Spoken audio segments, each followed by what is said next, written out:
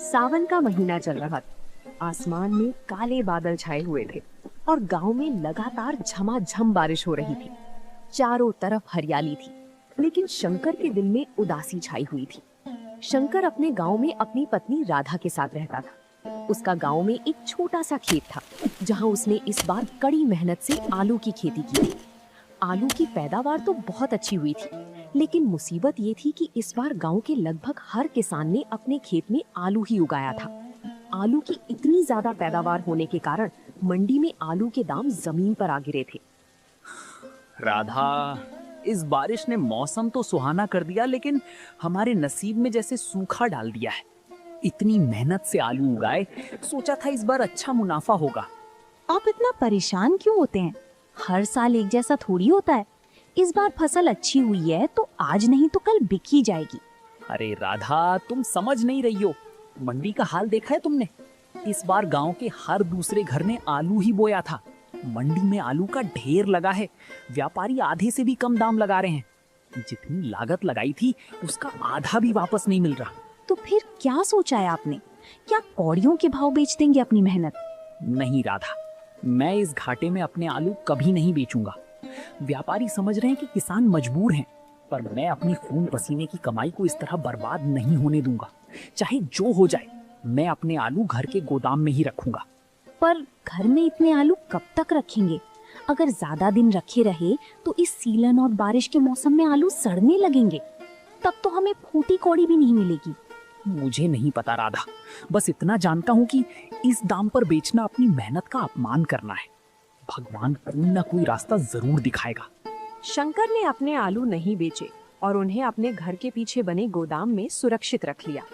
लेकिन अगले दिन जब बारिश थोड़ी थमी तो शंकर गांव के चौराहे की तरफ निकला, जहां गांव के दूसरे किसान, जिन्होंने घाटा सहकर भी अपने आलू पहले ही बेच दिए थे, अब शंकर की समझदारी का मजाक उड़ाने लगे थे।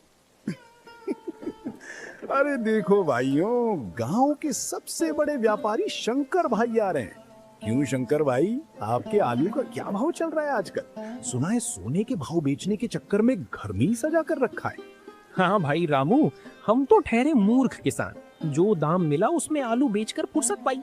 अब कम से कम हमारे पास अगली फसल के लिए पैसे तो हैं। पर हमारे शंकर भाई तो आलू के राजा बनकर बैठ गए हैं। रामू भाई, सुखिया भाई, तुम लोगों को मजाक सूझ रहा है, पर मैं अपनी मेहनत को कौड़ियों के दाम नहीं बेच सकता। तुम लोगों ने आधे दाम में बेच दिया, वो तुम्हारी मर्जी थी। अरे मर्जी नहीं, समझदारी कहते हैं इसे। अब इस बारिश के मौसम में जब तुम्हारे सारे आलू सड़ जाएंगे और उनमें से बदबू आने लगेगी, तब देखना कौन सा व्यापारी तुम्हारे घर आकर तुम्हें सलाम ठोकता है। सही कहा रामू। शंकर भाई, ज्यादा हवा में मत उड़ो, वरना जमीन पर आओगे तो बहुत चोट लगेगी। समय सबका बदलता है भाइयों। आज मेरा दिन खराब है तो तुम लोग हंस लो, पर मुझे अपनी मेहनत पर पूरा भरोसा है। शंकर वहां से बिना कुछ और कहे भारी कदमों से अपने घर की तरफ लौट आया। गांव वालों के ताने उसके कानों में गूंज रहे थे। उसे लगने लगा था कि शायद उसने आलू ना बेचकर बहुत बड़ी गलती कर दी है। अगली सुबह से मूसलाधार बारिश शुरू हो गई। शंकर अपने घर के बरामदे में बैठा हुआ था। तभी एक व्यक्ति हाथ में काला छाता लिए शंकर के घर की तरफ आया। राम राम शंकर भाई, लगता है आज इंद्रदेव कुछ ज्यादा ही मेहरबान है गांव पर। राम राम भाई, पर मैंने आपको पहले यहाँ कभी देखा नहीं। आप कौन हैं और इस तेज बारिश में यहाँ मुझसे मिलने कैसे आना हुआ? मेरा नाम माधव है भाई। इसी गांव के पास वाले पूर्वे का रहने वाला हूँ। पिछले कुछ सालों से शहर में था, वहाँ एक बड़े चाट भंडार पर काम सीखता था। अभी 2 दिन पहले ही गांव लौटा हूँ। अच्छा माधव भाई, बैठिए। पर एक बात बताइए, शहर की ऐश आराम की जिंदगी छोड़कर इस कीचड़ और बारिश में वापस गांव क्यों आ गए और मेरे पास आने का क्या कारण है? मैंने गांव की मंडी में सुना कि आपने इस बार बहुत ही शानदार आलू उगाए हैं, लेकिन दाम सही न मिलने के कारण आपने उन्हें कौड़ियों के भाव नहीं बेचा। क्या ये सच है? हाँ माधव भाई, सच ही सुना है तुमने। पर अब वो मेरी समझदारी थी या बेवकूफी, ये तो भगवान ही जाने। गांव के लोग तो मेरा मजाक उड़ा रहे हैं कि मेरे आलू सड़ जाएंगे। अरे उन लोगों की बातों पर ध्यान मत दीजिए शंकर भाई। उन्हें सिर्फ आलू बेचना आता है, उसका सही इस्तेमाल करना नहीं। आपके वो आलू ही हमारी तकदीर बदलने वाले हैं।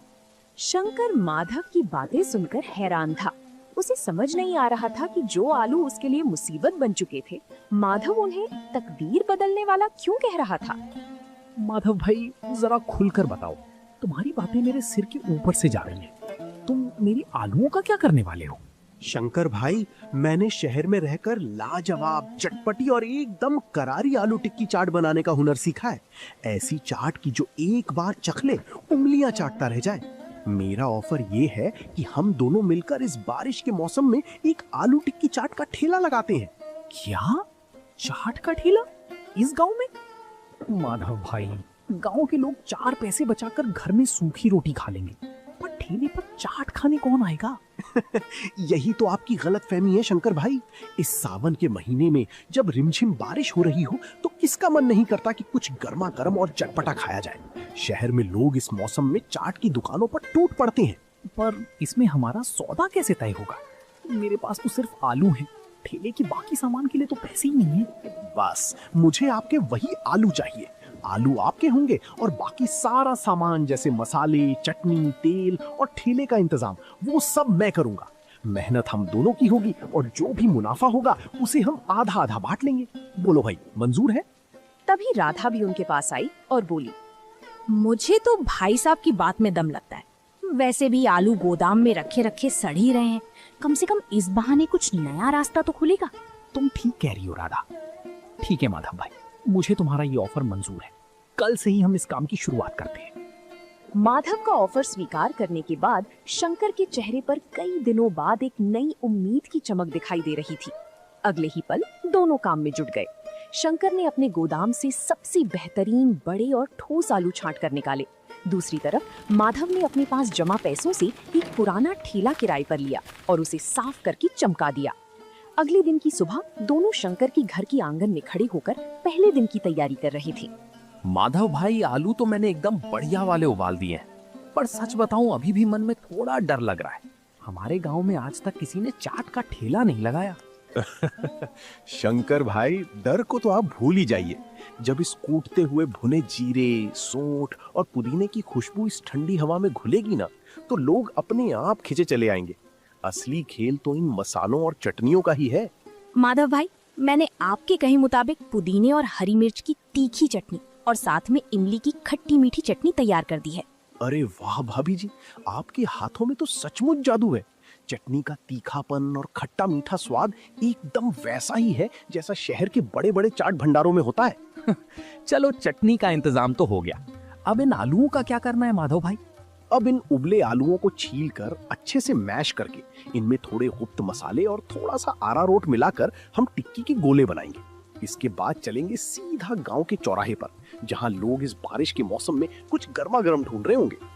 दोपहर होते होते बारिश की फुहारें और तेज हो गईं। मौसम एकदम ठंडा हो चुका था। शंकर और माधव ने ठेले पर बड़ा सा लोहे का तवा चढ़ाया, चटनियों के मटके रखे, पत्तलों का ढेर लगाया और ठेले को लेकर गांव के उसी मुख्य चौराहे की तरफ चल पड़े जहां अमूमन गांव वाले इकट्ठा होते थे।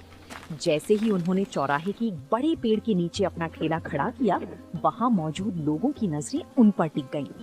अरे सुखिया, जरा अपनी आंखें मलो और देखो, ये हमारे शंकर भाई क्या कर रहे हैं। आलू नहीं बिके तो क्या आप गांव के बीचों बीच तवा लेकर बैठ गए? राम राम शंकर भाई, ये क्या नया नाटक शुरू किया है? और ये साथ में कौन है तुम्हारे? शहर से कोई नया जोड़ीदार ढूंढा है क्या? राम राम भाइयों, ये माधव है, पास के ही पूर्वे का। और हम कोई नाटक नहीं कर रहे, बल्कि अपनी मेहनत के आलूओं से बनी गर्मा गर्म आलू टिक्की चाट का ठेला लगा रहे हैं। चाट का ठेला? अरे शंकर, तुम्हारा दिमाग तो ठीक है। गांव के लोग 2 रुपए की चाय पीने में 10 बार सोचते हैं। वो तुम्हारी ये शहर वाली चाट खाने के लिए पैसे खर्च करेंगे। रामू भाई, दाम की चिंता आप मत कीजिए। बस एक बार इस तवे से उठती खुशबू को महसूस कीजिए। इस ठंडे ठंडे सावन के मौसम में जब ये करारी टिक्की आपके मुंह में जाएगी तो आप दाम भूल जाएंगे। भाई, हमें तो नहीं लगता कि गांव में ये सब चलेगा। पैसे बर्बाद करने की अच्छी तरकीब सोची है तुम दोनों ने। चलो रामू, यहाँ बेकार में खड़े रहने का कोई फायदा नहीं है। रामू और सुखिया हंसते हुए आगे बढ़ गए। शुरुआत में कोई भी ठेले के पास आने को तैयार नहीं था। शंकर का दिल एक बार फिर बैठने लगा था, लेकिन माधव के चेहरे पर अब भी पूरा आत्मविश्वास था। वो तवे पर टिक्कियों को पलट रहा था, जिससे एक बेहतरीन सौंधी खुशबू पूरे चौराहे पर फैलने लगी थी। महक इतनी लाजवाब थी कि वहाँ से गुजरने वाले लोग चाहकर भी अपनी नजरें ठेले से नहीं हटा पा रहे थे। तभी गांव के मुखिया जी, जो अपनी बड़ी सी छतरी ताने हवेली की तरफ जा रहे थे, ठेले के पास आकर रुक गए। अरे शंकर, ये तुम्हारे ठेले से कैसी गजब की खुशबू आ रही है भाई। पूरे चौराहे को महका दिया है तुम दोनों ने। ये की बना रहे हो? राम राम मुखिया जी, ये हमारे खेत के ताजा आलूओं से बनी गर्मा गर्म आलू टिक्की चाट है। मेरा पार्टनर माधव इसे शहर से सीख कर आया है। इस सावन की बारिश में आपके लिए एक पत्तल तैयार करवाऊं। चाट? शहर में तो बहुत खाई है, पर हमारे गांव में ये सब कहाँ बनता था। चलो, खुशबू तो बहुत लाजवाब है। हमारे लिए भी एक पत्तल लगाओ जरा, देखें तो सही तुम्हारे आलूओं में क्या जादू है। अभी लीजिए मुखिया जी, एकदम कड़क और करारी टिक्की लगाता हूँ आपके लिए। माधव ने फुर्ती से 2 करारी टिक्कियों को बीच से तोड़ा, उन्हें पत्तल पर रखा, ऊपर से गाढ़ा दही, हरी मिर्च की तीखी चटनी, इमली की लाल चटनी और अपना खास सीक्रेट मसाला छिड़ककर मुखिया जी के हाथ में थमा दिया। आसपास खड़े गांव वाले बड़े ध्यान से मुखिया जी का चेहरा देख रहे थे कि उन्हें ये स्वाद कैसा लगता है। वाह, अरे वाह शंकर, मजा ही आ गया भाई। ये टिक्की बाहर से जितनी करारी है, अंदर से उतनी ही नरम है। और ये चटनियों का तालमेल, भाई वाह, ऐसी चाट तो मैंने शहर के सबसे बड़े बाजार में भी नहीं खाई थी। मुखिया जी की तारीफ सुनते ही वहाँ तमाशा देख रहे गांव वालों के मुंह में पानी आ गया। गांव में मुखिया जी की बात का बहुत वजन था। जैसे ही उन्होंने पत्तल खाली की और जेब से पैसे निकालकर शंकर को दिए, वैसे ही दूर खड़े दूसरे राहगीर भी धीरे धीरे ठेले की तरफ कदम बढ़ाने लगे। बारिश की फुहारें अब भी जारी थीं, जो इस गर्मा गर्म चाट के मजे को दोगुना कर रही थीं। माधव भाई, मेरे लिए भी एक पत्तल जल्दी से लगाना, थोड़ा तीखा ज्यादा रखना। खुशबू देखकर अब और कंट्रोल नहीं हो रहा। भाई, 2 पत्तल हमारे घर के लिए भी बांध दो। इस सुहाने मौसम में ऐसी करारी टिक्की खाने का मजा ही कुछ और है। हाँ हाँ, सबको मिलेगी भाइयों, कोई बिना खाए नहीं जाएगा। शंकर भाई, जरा गोदाम से और उबले हुए आलू लेकर आओ, तवे पर टिक्कियां कम पड़ रही हैं। अभी लाया माधव भाई, तुम तवे को खाली मत होने देना, मैं अभी और आलू लेकर आता हूँ। अरे सुखिया, ये क्या हो रहा है? जो गांव वाले 4 आने खर्च करने को तैयार नहीं थे, वो शंकर के ठेले पर लाइन लगाकर खड़े हैं। हाँ भाई रामू, हमने तो अपने आलू औने पौने दाम में व्यापारियों को बेच दिए और हमें कुछ हासिल भी नहीं हुआ। यहाँ तो शंकर अपने आलूओं को सोने के भाव बेच रहा है। इसकी तो किस्मत ही पलट गई। शाम होते होते शंकर के घर का आधा गोदाम खाली हो चुका था और ठेले के गल्ले में पैसों का ढेर लग गया था। जो किसान कल तक शंकर की लाचारी पर हंस रहे थे, आज वे उसकी समझदारी और माधव के हुनर की दाद दे रहे थे। शंकर को समझ आ गया था कि सही समय पर सही फैसला लेने से आपदा को भी अवसर में बदला जा सकता है। दिन हफ्तों में बदल गए और सावन का पूरा महीना शंकर और माधव के चाट के ठेले के नाम रहा। शंकर का जो आलू गोदाम में सड़ने की कगार पर था, अब उसकी एक एक गांठ सोने के भाव बिक चुकी थी। एक शाम ठेला बंद करने के बाद शंकर और माधव गली के पैसे गिन रहे थे। माधव भाई, अगर आज से 1 महीना पहले कोई मुझसे कहता कि मैं अपने आलूओं से इतनी कमाई करूंगा, तो मैं उसे बेवकूफ समझता। ये सब तुम्हारी वजह से हुआ है भाई। अरे नहीं शंकर भाई, ये आपकी मेहनत और सही समय पर हिम्मत ना हारने का नतीजा है। अगर आप उस दिन व्यापारियों के आगे घुटने टेक देते और आलू औने पौने दाम में बेच देते, तो आज हमारे पास ये हुनर दिखाने का मौका ही नहीं होता। और माधव भाई के उस अनोखे आइडिया को तो भूल ही नहीं सकते। उन्होंने संकट को मुनाफे में बदल दिया। सच में शहर से सीखा हुआ हुनर आज हमारे पूरे गांव के काम आ गया।